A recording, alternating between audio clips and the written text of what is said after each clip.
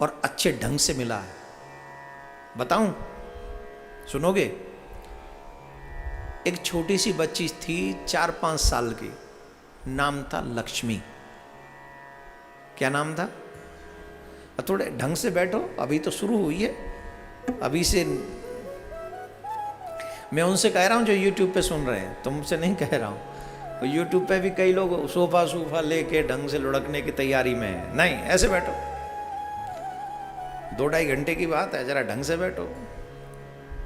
उसका नाम था लक्ष्मी, और उसकी मां कभी कभार मंदिर जाया करती थी,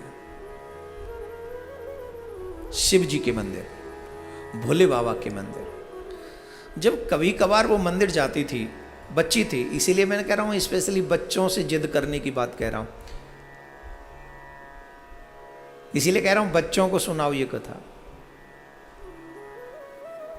क्योंकि मैं चाहता हूं कि बच्चे इस कथा को सुने, शिव कथा को सुने, और ये उपाय करें जिससे 3rd 4th वेव कोई भी आ जाए बच्चों पे असर ना हो। तो मेरे प्यारे, उसका नाम था लक्ष्मी, 4-5 साल की थी। उसकी माँ वो समझदार थी। जब शिव मंदिर की माँ के, क्योंकि जब लक्ष्मी हुई थी तो कुछ दिन बाद उसके पिता का स्वर्गवास हो गया था, घर में और कोई था नहीं, माँ बेटी थी। और जब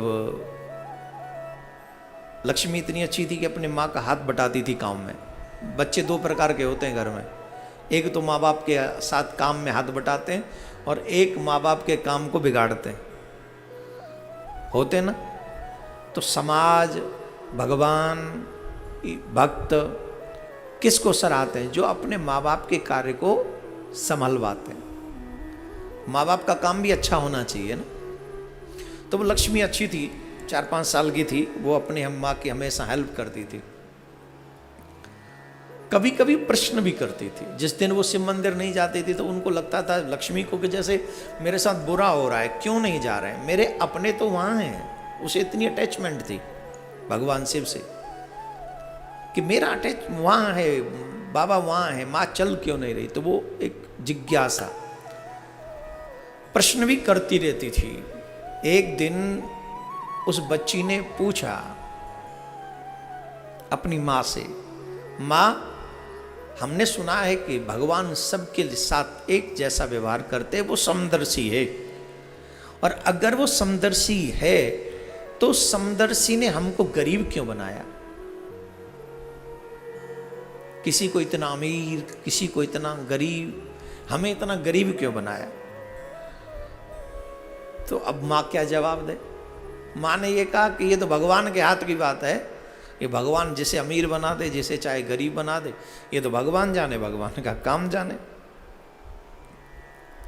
बोले माँ एक बात बताओ, वो भगवान मिलता कहाँ है? वो भगवान मिलता कहाँ है? अब क्या जवाब दे इसका कि भगवान कहाँ मिलता है? पहला तो प्रश्न ये, भगवान कहाँ नहीं है? उत्तर तो इसका यही है, भगवान तो हर जगह। परंतु उस बच्ची को कैसे समझाए? तो उस बच्ची से कहा कि भगवान, लोग बाबा जी वगैरह जंगल में जाते हैं, तपस्या करते हैं, वहीं मिलता है भगवान। बोले वहां मिल जाता है? बोले हाँ वहां मिलता है। तो उसके मन में जिद हुई। एक दिन सुबह सुबह उठ के बिना माँ को बताए, माँ को नहीं बताया, और बिना माँ को बताए वो जंगल में चली गई। किस लिए? भगवान से मिलने के लिए, कि मुझे शिव से मिलना है, मुझे शिव से मिलना है। और जंगल में अकेली बैठी, और संयोग बड़ा प्रबल था, संयोग बड़ा अच्छा था। जिस जगह पर ये बैठी थी, एक वृक्ष, बड़ वृक्ष के नीचे, बट का वृक्ष और पीपल का वृक्ष, ये दोनों वृक्ष बड़े शुभ माने गए। आप पीपल के वृक्ष के नीचे बैठकर भजन करो, बड़ के वृक्ष के नीचे बैठकर भजन करो, इसका कई गुना फल मिलता है, और मंत्र सिद्ध जल्दी होता है। कई लोग कहते पीपल पे भूत रहते, अब ये कहावत है पीपल पे। शनिवार वाले दिन लक्ष्मी नारायण पीपल, भगवान पीपल का जो वृक्ष है वहां आकर बैठते हैं, लक्ष्मी नारायण दोनों।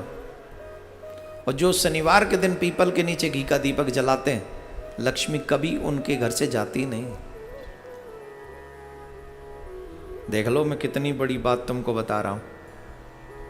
पैसा भी आएगा और सुरक्षा भी होगी। तो पीपल का वृक्ष सिद्ध है, बड़ सुरक्षित है, वो भी सिद्ध है। इसलिए वो बट वृक्ष के नीचे जाकर बैठ गई। और जब बट वृक्ष के नीचे जाकर वो बैठी, संयोग से वहां से शंकर भगवान और मां पार्वती जी जा रहे थे। और पार्वती जी ने उस बच्ची को देखा, वो रो रही थी, भगवान आ जाओ ऐसे कर करके, शिव जी आ जाओ, शिव जी आ जाओ, शिव जी आ जाओ। जिद हो तो क्या नहीं हो सकता। प्रॉब्लम यह है कि जिद है ही नहीं, इच्छा है ही नहीं, विश्वास है ही नहीं, समर्पण है ही नहीं।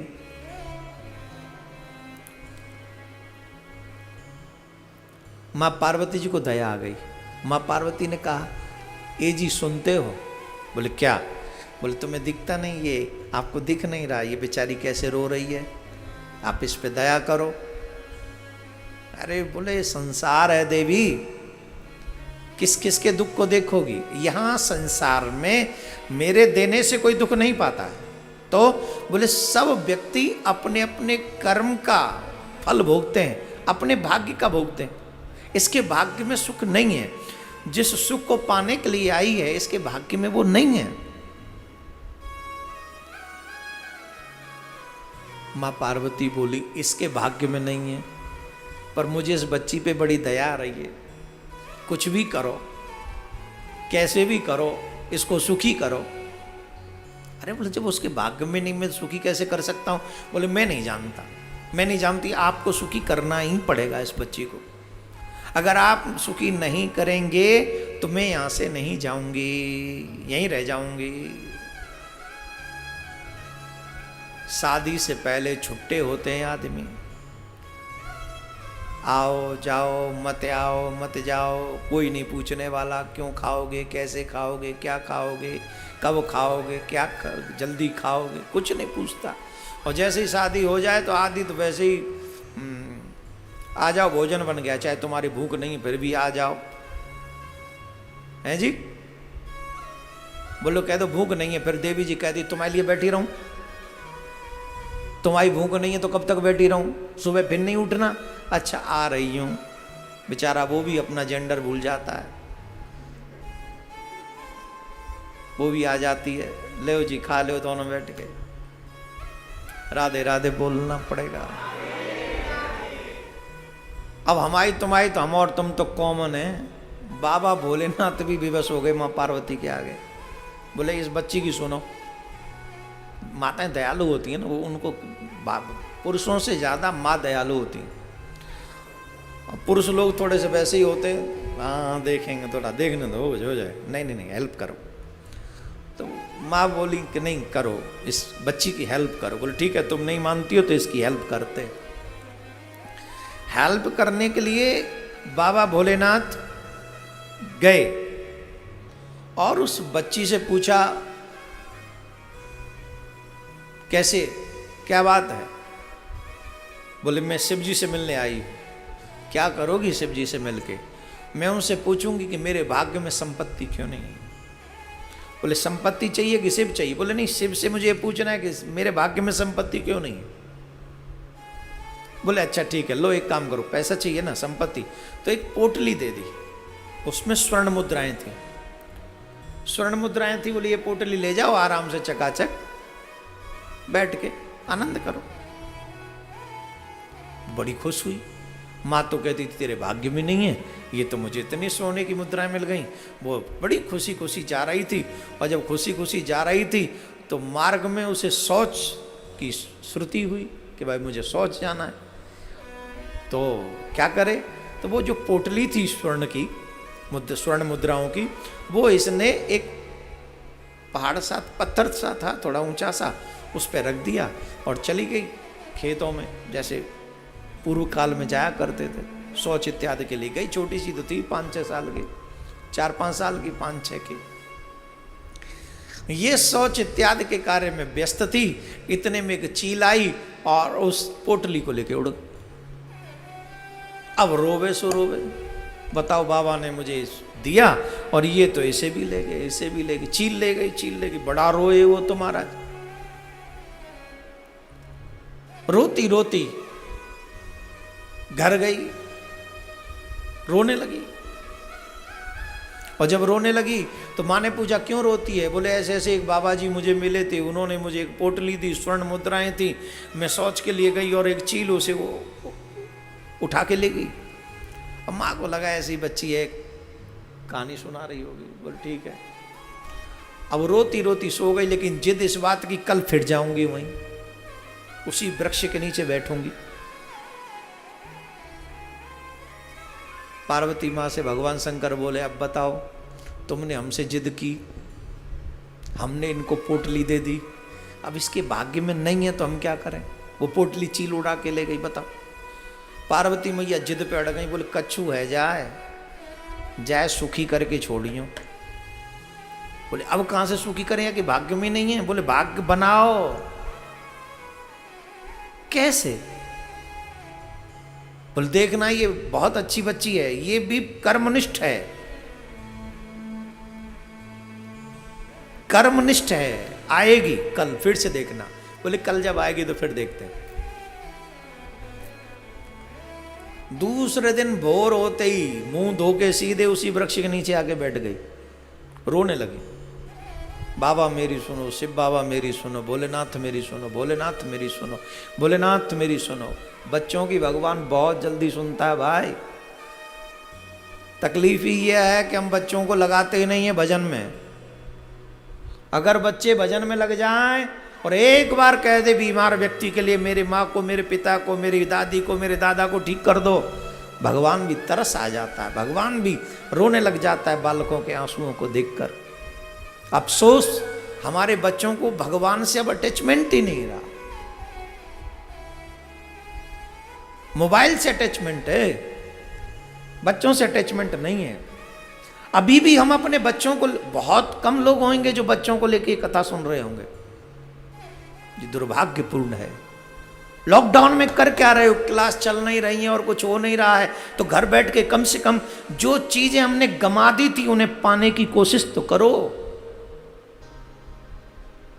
जिस पढ़ाई ने हमारे संस्कार नष्ट कर दिए, चलो कुछ दिन के लिए से भगवान ने उन्हें विराम दे दिया है, तो अब घर में बैठकर वो पढ़ाई पढ़ो जिसे हमारे संस्कार कहे जाते हैं, वो इन कथाओं के माध्यम से प्राप्त होते हैं। वो बच्ची फिर जाकर जिद करने लगी। ध्यान से सुनेंगे भगवान क्या नहीं देता है। अगर जिद कर ले आदमी तो भगवान बहुत कुछ देता। तो मेरे प्यारे बच्ची फिर बैठ गई तो बाबा फिर आए, बताओ क्या हुआ? बाबा के आगे फिर रोने गई, बाबा बाबा वो चील लेके भाग गई, आपने जो स्वर्ण मुद्राएं दी थी। अरे तो बोले आपको संभालना। बोले बाबा मैं तो क्या करती बताओ। बाबा ने मणि निकाली, मणि और कुछ नहीं, मणि। क्या मणि होती, क्या नाम होता उसका? पारस मणि। जानते हो पारस मणि? लोहे को सोना कर दे। बोले ये ले जा, जिसको भी लोहे की धातु को तू छुआ देगी वो स्वर्ण बन जाएगा। अब तो बाबा को खूब जय जय बोले, आपकी जय हो, आपकी जय हो। बच्ची के चेहरे पर मुस्कुराहट देखकर बाबा भी कहने लगे भाग्य चाहे जैसा भी हो पर गुड़िया अच्छी है, बहुत भोली है, बहुत क्यूट सी है। बच्चे के रूप में भगवान मुस्कुराता है। आपके घर में जितने बच्चे हैं ना, जब उनके चेहरे पर हंसी आती है तो ऐसा लगता है जैसे गोविंद मुस्कुरा रहा है। बहुत क्यूट, बहुत प्यारा। भगवान बड़े प्रसन्न हुए उस गुड़िया की वो खुशी देखकर, उसके चेहरे का आनंद देखकर। लेकिन भाग्य का क्या करें, ये लौट के जा रही थी, अब इसने वो फ्रंट की पॉकेट में रख लिया। बोल चाहे जो हो जाए अब इसको अलग करना ही नहीं, चाहे जो हो जाए इसे अलग नहीं करना है, अब चाहे जो हो जाए। अब इसे प्यास लगी, बगल में तालाब था, नदी थी। पानी पीने के लिए ऐसे झुकी।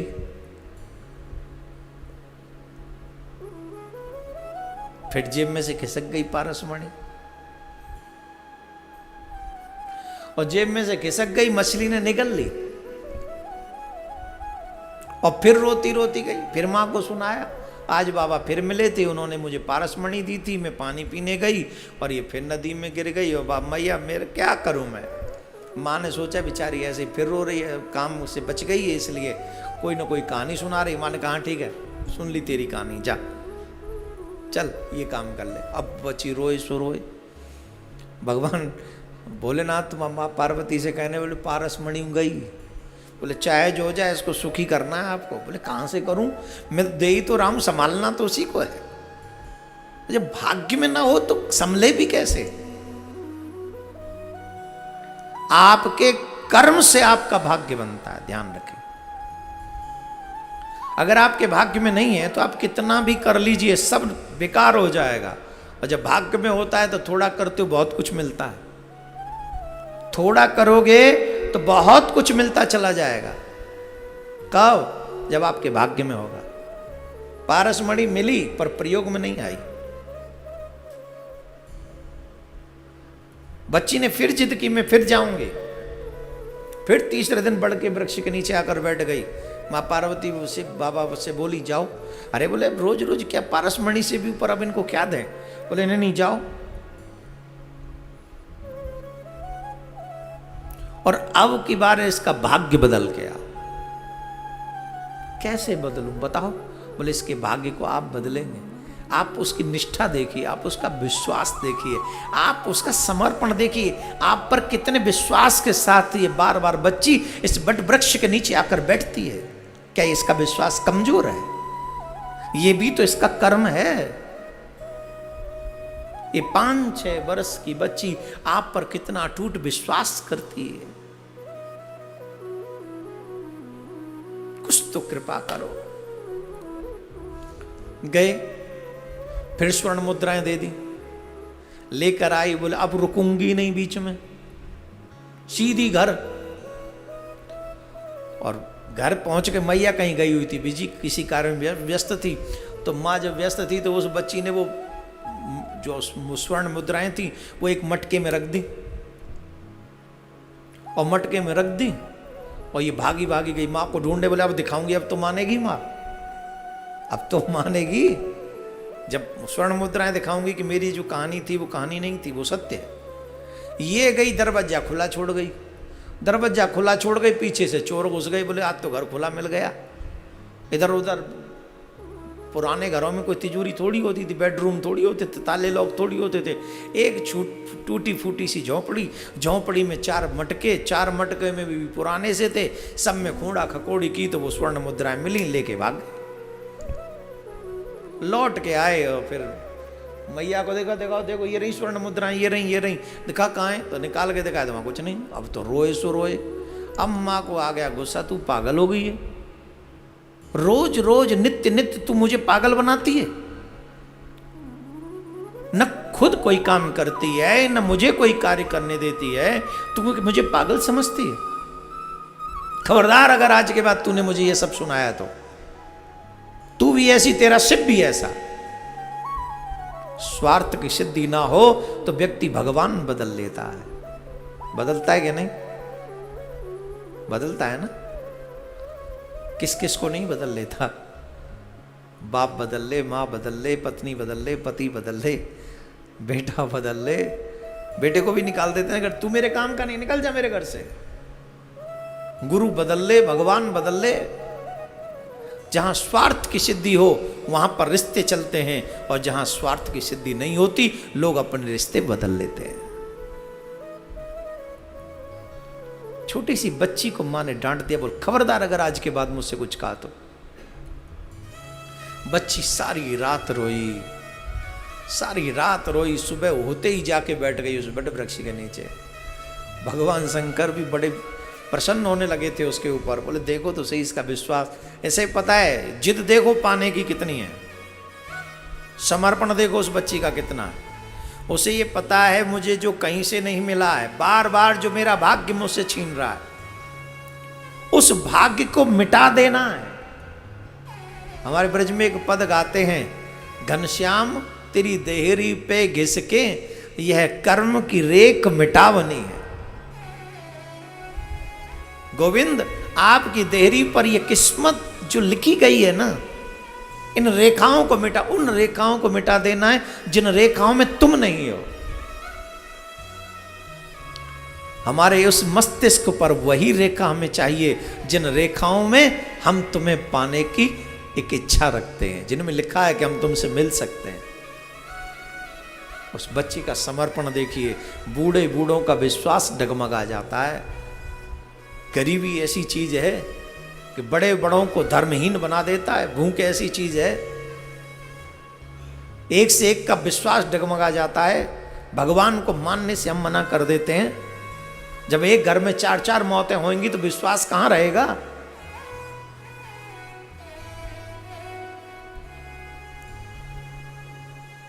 जलती हुई चिताओं की लपटों में विश्वास जल के स्वाहा हो जाता है। परंतु किसी तरीके से हार न मानना और इसके बावजूद भी उस परम पिता पर अटूट विश्वास रखना। उस बच्ची की तरह सुबह ही जाके बैठ गई, मां पार्वती से कहने लगी। मां पार्वती ने कहा, महादेव अब तो इसे अपना लो, अब तो इस पे दया कर दो। महादेव गए, 1 रुपया दिया स्वर्ण का, ले जा। वो लेके आए, स्वर्ण का था, ले आई। मां को कहा, मां ये लो। बाबा ने मुझे अब ये एक स्वर्ण मुद्रा दी है। मां बड़ी खुश हुई, मिल गया ना सिस्टम, बड़ी प्रसन्न हो गई। बोले अच्छा अच्छा ला। तो उस समय गांव में एक मछली बेचने वाला आया, उसकी मां मछली खरीद लाई एक। और जब मछली खरीद लाई तो उस मछली में वो मणि, पारस मणि निकली। और उस पारस मणि को देखा, भाग्य बदला।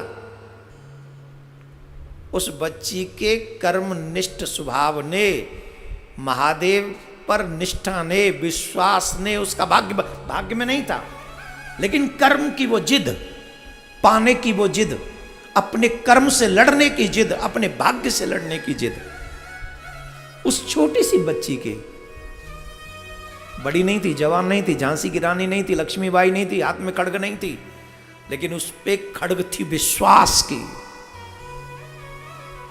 वो आस्था के घोड़े पे सवार थी वो बच्ची, विश्वास की खड्ग उसके हाथ में थी। चाहे जो हो जाए भाग्य बदल के छोड़ूंगी। यूं टर्न लेना शुरू हुआ भाग्य का। क्यों? महादेव प्रसन्न हो गए। अब मछली निकली, मछली पकड़ ली, उसमें से पारस मणि निकली। उस पारस मणि को देखकर वो उछली 2-2 हाथ। मां ये वही है जो बाबा ने मुझे दी थी, ये वही है। हाँ, तो मां बड़ी खुश हुई। अरे बेटी तू सत्य कहती थी। बोले हाँ। इधर में महादेव ने स्वप्न में उन चोरों को जो चोरी करके ले गए थे मुद्राएं, डरा दिया, अगर तुम इन मुद्राओं को उस बच्ची के घर नहीं पहुंचा कर आए तो मैं तुम्हें और तुम्हारे परिवार को नष्ट कर दूंगा। जैसे ही उन चोरों ने वो संदेश स्वप्न में ही सुना, वो भयभीत हो गए और छुपके से वो उन मुद्राओं को वहां डाल गए। बोलो राधे राधे। वो वहां डाल गए। अब एक दिन वो बच्ची खेलती हुई एक वृक्ष के पास पहुंची, खेल रही थी। खेलते खेलते उस वृक्ष के पास पहुंची, और उस वृक्ष के पास जब पहुंची तो वहां जाकर देखती है कि वहां एक चील का घोंसला बना हुआ है। चील वहां बैठती थी आके। अब तो समझ ही गए होंगे, वह स्वर्ण मुद्राओं की पोटली उसी पेड़ पे थी। और उन स्वर्ण मुद्राओं की उस पोटली को पाकर वो बड़ी खुश हुई। चील के तो वैसे भी मतलब की नहीं थी, लेकिन जब भाग्य बदला तो जो मणि खो गई थी, जो मुद्राएं चोरी हो गई थी, जो पूरी पहली स्वर्ण मुद्राओं की पैकेट जिसे चील लेकर उड़ गई थी, वो सब यूं की त्यों जस का तस वापस हो गया। कब? जब महादेव ने देखा कि ये कर्मनिष्ठ है, ये छोटी सी बच्ची जिद के साथ, विश्वास के साथ, कर्म के साथ अपने कर्म को, अपने भाग्य को बदलना चाहती है, तो महादेव प्रसन्न हो गए। और ऐसे प्रसन्न हुए महादेव, भूत भावन करुणा सिंधु, उस बच्ची का भाग्य बदल दिया। अब वो राजकुमारी का सा जीवन जीती है। बोलो राधे राधे।